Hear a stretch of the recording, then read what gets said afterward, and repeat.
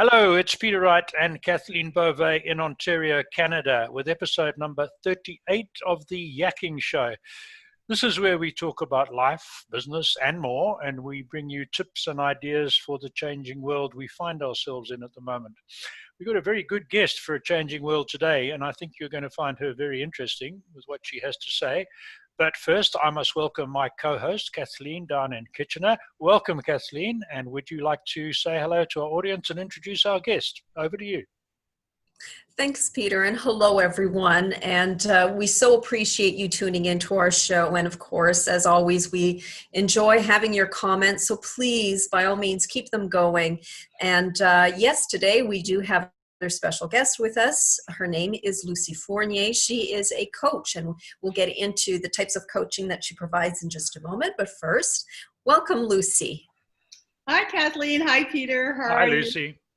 So Lucie, let's have you tell our viewers and listeners a little bit about your background and what you do.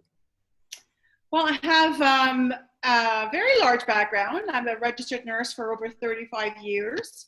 And I also have a degree in psychology and went back to school in my mid-40s and became an osteopath. Wow.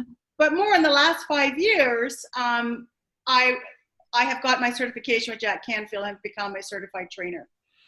So quite a large background, medicine and natural health, and now looking to help people get along and make some changes in their life. Excellent. Tell us how you first got into coaching. What attracted you to that profession? I think for the most part, I was doing coaching throughout my entire career because part of my job as a nurse was to go into workplaces and counsel people at work. So I've always been coaching, and I've always liked being a part of someone making a change in their lives and feeling like I've been able to help them other than the nursing part of it. So it's always intrigued me. And then I've always had a coach for myself. And I just think it's such a great thing for everybody to have one in their back pocket. And so I decided to do the training and offer that as a service. Wow, very good. And that you got the whole deal. You look after the body and the mind and the soul. So that's a good combination. Lucie, I've had a look at your websites, plural, and you have a lot of content there, but it seems to me you have several different types of coaching as well, or you provide several different types. So tell us a little more about the types of coaching you do. So just to stay true to my career, I do coaching at the workplace. So I'll be coaching performance-wise with managers or supervisors in order to increase their performance level, to meet some targets. Also in the workplace, I also help people, if they have a personal goal, then I can help them do that as well. So that's Fournier Disability and Health Management Solutions. And then I offer coaching on a very personal level, if you have a life challenge, or if you want to start a small business. So I offer those two types of coaching under fourniercoaching.com. And in that particular coaching website as well, as I also offer mindful coaching, which is a coaching where it revolves around taking care of yourself, which a lot of us get too busy to do, and we don't do a good enough job at it. So that's a really big thing. And I think today we're talking a lot about that. We're making ourselves a priority. So I thought that was quite important to add. I also have a Fournier Holistic Healing, and it's a very spiritual coaching program where, I help people just develop their skills, whether that's balancing their chakras, meditating, visualizing, using pendulums and dowsing. Homeopathy is a part of that. So it's quite a broad spectrum of coaching options, really. Wow. Just a quick follow-up one on the business work environment coaching. You go out to workplaces there, do you? Or do you do that from your base, or both? I've always gone out to the workplace. Now, unfortunately, with COVID, obviously, I'm doing this more virtual than anything. But sure. My career has always been, I go to a different company almost every day of the week. Mm-hmm. And offer services to them on site. Wow. Kathleen, over to you. So, Lucie, for those people that are entrepreneurs and small business owners that could use some extra help, what kind of coaching do you provide for them? What would they expect from you if they came to you and asked for some coaching? It really depends on what or where they're starting from. I love to coach small business people where they're just starting, where they have this, they have this vision of where they want to go, and I love that. And my next second most favorite spot is helping them grow beyond just the initial stage. So for me, it depends on where they're at, but I always like to make sure they have a really great, solid foundation to build their business on. I think that's very important, and we're all going to be gung-ho to get started, but I think the strongest foundation is the best to make sure that you can become successful in the future. Right. So now I've got one for you. Because of the very strange times we live in with the shutdowns and worries about the virus, a lot of people are struggling either because they've lost their job, or they've been had to take a different type of job, or they're working from home. Their whole lives have been turned upside down, and kids at home. I would guess that's putting a lot of pressure on some people that they didn't have before. Are you picking that up in your contacts with people who need coaching? Absolutely. It's very interesting because I've felt that there's people that were affected right away with COVID. And now I'm starting to see a lot of professionals starting to be affected now, 3 months into it. Mm-hmm.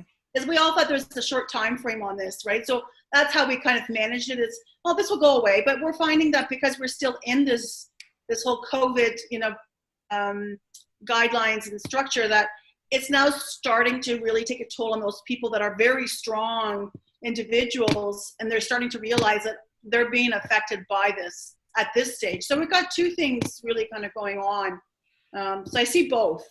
Yep. I'm not a coach, but I do talk to a lot of people, and what I see coming out is real fear. And I think, a little bit about my background. I've lived with real serious fear for a lot of my life in a different part of the world. And I'm seeing now people are really suffering from fear. And that worries me. What would be your word of advice for someone who's watching this video, maybe in a week's time, who feels fear more than anything? What would you suggest to them? Stop watching the news. Yeah. Stop watching the feeds. Yeah.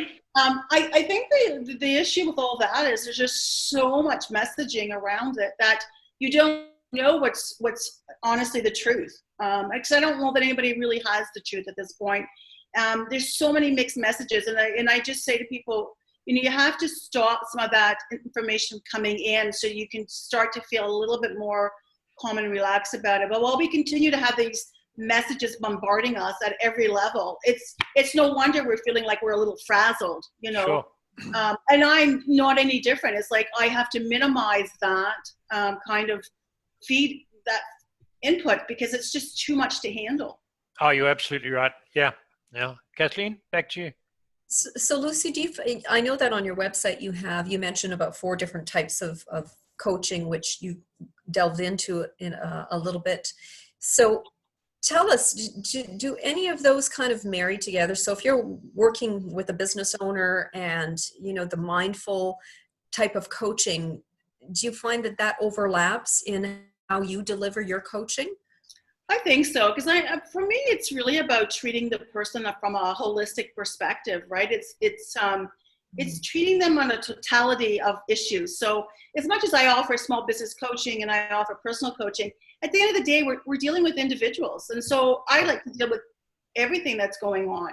But I think people initially come to see a coach based on something they need. So if it's a small business or they have they want to change their careers, that's their initial thought as to why they come for coaching. But in reality, we're dealing with all kinds of emotions and issues that are going on with that person. So they tend to just, blend very nicely.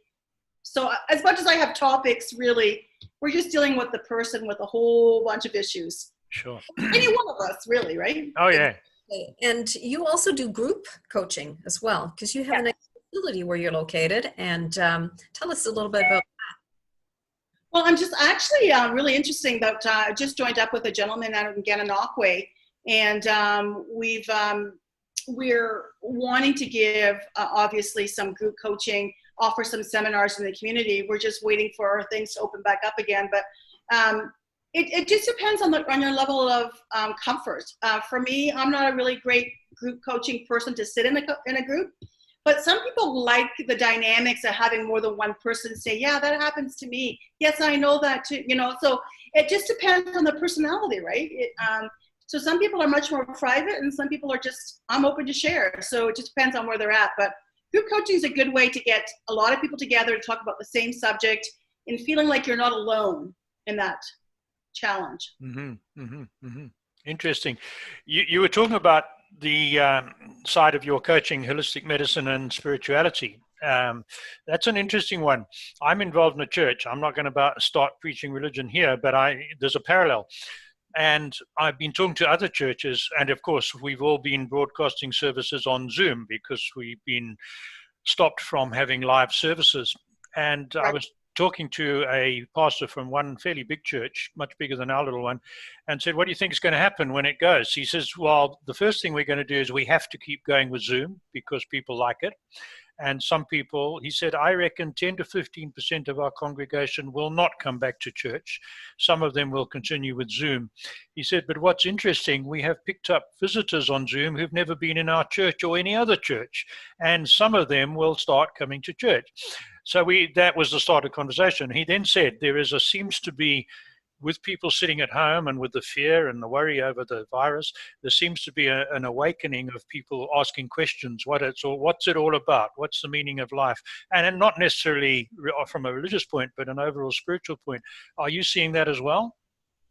Yes, I am. And I think sometimes we can walk down that path and go a little too far. And I think that's when we go a little too far, we got to bring ourselves back a little bit. But I think there's always a meaning to everything that goes on in the world. And I'm not talking religious, we all come from different backgrounds, but spiritually, I think there's an understanding that the world ticks the way it ticks for a reason. Yep. COVID's here for a reason. Mm-hmm. We're Zooming for a reason. So I look at all that as saying, I can explain where I'm at in life based on what's happening around me with a good measure of objectivity, really. Right. In that, and deep objectivity in the sense that it's not just, this isn't just happening to me because it's COVID and it's happening to the rest of the world. There's a major shift going on in this world. Yep. Yeah. But a lot of people are just looking at COVID as, it's a pandemic and it'll just go away. But I'm thinking it's a lot deeper than that. So absolutely. Yeah. So I love to talk at that level, but not everybody's there, right? Sure. And I think that there's a lot of people right now, Lucie, revisiting their whole life, just thinking about where they've been and where they want to go.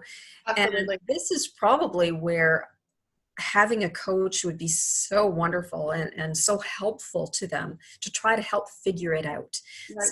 So, the people that are in that 9 to 5 and are just so miserable with their work, their career, right, want to embark on something else. They don't know how to make it happen, but they just know their life right now is not fulfilling to them.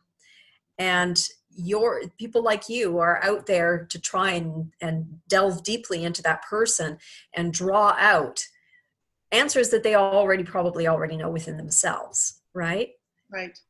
It's a good time for all of us to reflect on our lives, really. And this is what I say to people. We don't have to spend an enormous amount of time on it unless you choose to, but you need to reflect. Are you where you're supposed to be? Are you in the right relationship? Are you in the right job? Are you doing your life's work? And we need to ask ourselves those really hard questions now, because the universe is saying to us, listen, we're stopping the world for a reason. Have a look. And are you, for me, it's like, take a look. What's going on? Are you going to make a change? And if you look at your life and you go, it's perfect just the way it is, good for you. Good for you. Because that's an awesome place to be. But a lot of us aren't there. So a lot of us do want to make some changes. And now's the time. It's a perfect time. It's a perfect time. I would throw in there, when I look back at the ups and downs in my life, that even for those who think everything is going well and going really good, that doesn't last forever. As we all know, it can change, in the blink of an eye. So no matter how good things are, you still need to keep your eyes open and and have an open outlook. Yeah, for sure. I agree, but I think people need to have the awareness first. Yes. Right? Because unfortunately, there's a lot of people that are on this earth that are walking around blind. And I've been blind myself. So it's when you're ready for that change, when you're willing to say, okay, my life's not the best it can be, then there's like a little light bulb goes off, and then it kind of goes, well, what else can I do to make it better? That's where we need people to be, right? We need to be people to be thinking a little bit more than usual. Absolutely. I've got another. Kathleen, have you got something for Lucie? Or I've got one. To make a comment, Peter, because I have worked with Lucie. I know. And when Lucie and I have wonderful conversations, she's a fabulous coach for those of you listening and tuning in this show. We have had some wonderful heart-to-hearts where she is able to just draw out of me things that I already knew, but I just wasn't in my conscious awareness, And so I just think you're fabulous at Thank you. doing that, Lucie. And I've walked away from our conversations absolutely pumped and feeling invigorated, because I feel like I'm now I've got it. I'm on the right track. So I just wanted to put that out there. That's so nice, Kathleen. Thank you. It's always so heartwarming to know that you can make a difference in people's lives, honestly. And it gives me chills just to know that I could do that for you. And it's not, nothing has to be earth shattering. It just needs to shift you a little bit, and that you can make the change you want to make, right? Absolutely. And you're Very awesome good. at that. Off to you, Peter. Well, I'm just going to add to what you said. Not that I've worked closely with Lucie at all. We've only met once or twice, but I've seen how bubbly Kathleen is after some of her conversations with you, and what she's had to tell me. And so there's even more proof of results. What I was going to ask is leading on from that, Lucie, that we meet at networking events, we see things on social media that anyone and everyone can claim to be a coach, and they've done this course or that course, and they're certified in this and that and the next thing. And when you look at the age of some of them, with all due respect to younger people, and you read a little bit about their experience, you sort of have to have reservations about how good they can be. So what would your advice, obviously we'd like people needing a coach to come and talk to you, but maybe someone in California is a bit too far away. What would be your advice to our listeners and viewers if they want to talk to a coach? How should they check that coach out? Well, I think the number one thing for me is that you need to have a rapport with them. They need to feel good to you, to the point where you need to be able to share your heart and soul to them, right? Because if you can't have an honest discussion and say whatever you feel like you need to say, the coaches have no value to you, right? And I always feel like I don't want to necessarily be with the coach that is so far up the chain that I can't relate to, right? So it's something you have to look forward to. But for me, it's life experience, and some 20-year-olds have life experience, unfortunately. Oh, yes. Yeah, sure. But I really think the number one thing is you really need to be able to connect with that person, to feel like you can work with them to change your life the way you want it to go, or to enhance it, whichever way you want to look at it. But the connection it's a number one priority. If you don't have it, move on. Right. Good. And again, I'm not knocking 20-year-olds, because I've learned a lot from young people. And there are some that can help all of us, obviously. But it's, as you say, it's got to be that connection that you can get on with. So while I've got your attention, I'm sidetracking a little bit, but you've worked on your own or from home for quite a few years, by the sound of things. New entrepreneurs who you coach, what advice would you give our listeners who are just starting to work from home, work on their own without the comfort of the factory floor or the water cooler conversations in the office? What would your advice be for those sort of new entrepreneurs? Well, what's worked for me, and I've been doing it for over 20 years. So, and I actually did teach a lot of young entrepreneurs at a private college in Toronto for 7 years on how to start their business. But the number one thing for me is be very dedicated. Set your hours. If you're working from 8 to 4, work from 8 to 4. Don't get distracted. And that's a nice thing that we don't have coolers in our house. We don't have people chatting in our backyard, right? Because you can be really focused. But it's not a busy focus you need to be. It has to be a productive focus. Absolutely. So it's really about, establishing some guidelines around working. It's really important at home. I remember when my children were young when I started, and I said, if that door's closed, I'm working. But you can knock. I'll know you need me, and I'll come out. But in the meantime, I need to, this is work. Otherwise, a lot of times spouses or the children will think, well, you're at home. Maybe you're not really working that much. Who can bother you, right? It's like, no. Pretend I'm not at home. Pretend I'm in my office at work somewhere else. So it's setting up those really good guidelines and structure where people know, or that you're in this work mind. And that's right. it. Yeah. And Kathleen and I as well have both worked from home for many years. And as you say, you've got to set up those structures. You've got to be disciplined. And Right. I find you've got to use technology sensibly. I don't know how you feel. It's so easy to look at new stuff, think, wow, that might be good, and waste a lot of time looking at it instead of just doing what you should be doing. So, yeah, I had an accountant when I first started, and she gave me some really sage advice. And she said, do what you do best and leave the rest. Leave the rest. Else. Yep. Yeah, so, absolutely. I'm not a great accountant. I don't like it. And so I just kind of move it on over there. And I just work to make my money, to build my career. But the things like that, I'm not interested in doing. Somebody needs to do it. It's just not me. Some other small business, right? Yeah, you're right there. Kathleen, back to you for a minute. Yes, getting back to your coaching, Lucie, and I know that because I know you're a very intuitive individual. And so when you're coaching with someone, when you first meet them, I know that you're drawing in on that intuition. Have you always had that ability or that gift? I think I have. It's unfortunate though, when you get caught up in the world, sometimes you don't realize that you have it, and you get caught up in this little bit of a, little bit of that, what do you call that mouse on that little treadmill, or that, what do you call it? Hamster, isn't it?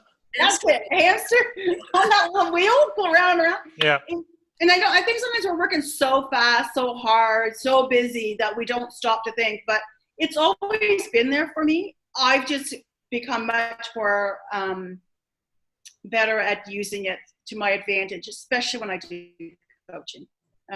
Because a lot of times I can sense there's more, and then I can draw that from the person. And then you get to the real work, right? When we're talking surface level, it's not so great, but when you can really get down to the meat and down to the heart and soul, then you know you got a connection. I always have a box of Kleenex close by, because that's when I know they've gotten to the tears. I know I'm right there. It's the right spot. So yeah, you know how to delve deep, to do a deep dive with people, and somehow they get comfortable enough with you to be able to just unload. And so I commend you for that as well. Thank you. Yeah. Peter? My mind was running away down the spiritual, and I hit the word of solitude, and I'm comfortable with solitude. I walk every morning for 45 minutes, and I'm quite happy out there. I'm lucky I live on a farm, so I walk down through lovely trees and fields, so I'm fortunate, and I'm comfortable with solitude. But just keeping my ears open again with the shutdown and people staying at home, I hear a lot of people are not comfortable with solitude, and yet I think it's a very valuable part of our existence. What's your thoughts on that? Well, my question is, why aren't you comfortable with solitude? Yeah. Right? Because if you're not comfortable listening to yourself, then there's a problem that needs to be worked on, right? I love solitude. I have no issues being alone. I don't need people to keep me company. And so, but if you're needing to always be busy and people chatting at you and being in company, then you need to ask yourself the question, why? Absolutely. I think the balance is very, very important, right? So that would be like a fair amount of coaching going on to figure out, like, why do you need to have someone always there? Always there. Yeah, absolutely right. Yeah, because often I've been that way in my past where because things weren't good at home many, many years ago, I started running. And between working extra long hours in my management job and running, that just took my mind away from everything else. And yeah, so busy can be an escape too, can't it?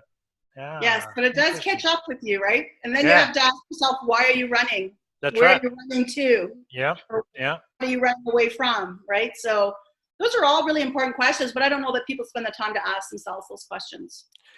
I don't know about you. I find I'm close to 70, as you can see from the grey beard. And I couldn't tell at oh, all. thank you. That's the kindest thing anyone said to me for days, weeks. Lucy, I find reflecting gets easier with age, and I've found that probably over the last 20 years. I think it's also, from a practical point of view, no children to worry about. My grandchildren all live far away, so they're not a distraction. Yeah, I just find it's easier to reflect on things as I get older, and I don't have to be busy all the time. That's what I find. Yeah, and it's really interesting that you say that. And I really think it depends on where we come from and how we're brought up and what goes on. Like, you know, sometimes we're just taught to be busy, right? Yeah. And in my household, my children were not busy 24/7. I didn't think that that was the appropriate thing to do. You know, if they had an event to go to on a Monday night, Tuesday night, they were at home. Put your feet up. Let's think about what are we doing? We'll pull out a book or something. Mm-hmm. So it's about the balance. But I find now it's just like we're in such a busy environment. Everybody does more and more to keep busy, and it's like it should be the opposite. But you know, when I look at both my children, they're already in their late 20s and one's 30, and they're already toning down their busyness. They're already living in the country, having the quiet lifestyle, deciding and knowing it's not the right thing. And so, yes, you and I may have waited till we're older, but I'm seeing some younger generation following us now. Yeah. And I love it because it's not all about the big house and the big career and how many cars we can have in the driveway. It's about the peace of mind, the peace in your heart. And I love the fact that the young generation starting to see that a lot sooner than us. Sooner than we did, sure. And maybe this whole shutdown thing is the reset that makes more people think like that too. Let's hope. Yeah. We're getting to the end of our time, so we need to ask you to tell our listeners and viewers, our audience, how they can contact you for your various types of coaching. So okay. Well, I have various websites, but you can catch me at fourniercoaching.com. That would probably be the easiest. My phone number is on there that you can, and my email's on there as well. Okay. So you'll catch me there for sure. And then I have other websites, but once you punch my name in, Lucie Fournier, you'll see all my websites and you can make the contact that way. That's probably the easiest way. That's great. What would you say to somebody out there who's never worked with a coach before and they don't know what to expect in a coach and they're just sort of sitting on the fence whether or not they might benefit from one? What would you say to those types of people? I would say go and have a peek at my blog that Kathleen Beauvais, my lovely friend, helped me write. But it's totally amazing because it tells you the difference between a coach and a counselor and what you can expect. And people just do not really know. Sure. They go, life coach, it's like well-used word, blah, blah, blah. But at the end of the day, it's a very helpful service to give to people and for you to accept, right? But that blog says it all as in what you can expect. And and have a peek there. I mean, that's probably the easiest answer to give out, really. Well, there we are. That's good news. So people know how to contact you. And again, I don't know Lucy as well as Kathleen does, but I've seen the results in Kathleen. And from what I know of Lucy, I would highly recommend anyone who's thinking about getting a coach, make some contact with Lucy. Absolutely. Kathleen, I'm gonna send it back to you. That's the end of it for me today. Would you like to finish our show off as you normally do in your great style? Thanks, Kathleen. Oh, thank you, Peter. And thank you to everybody again for tuning in. Again, please, we welcome all comments. And if you're ever interested in being interviewed on our show, please don't hesitate to reach out to us. We'd love to hear from you as well. And in the meantime, thank you to Lucy for joining us today. It was such an honor to have you on the show. Thank you, and we'll see you next time. Bye-bye. Bye, Thank you, everybody. Kathleen and Peter. Bye.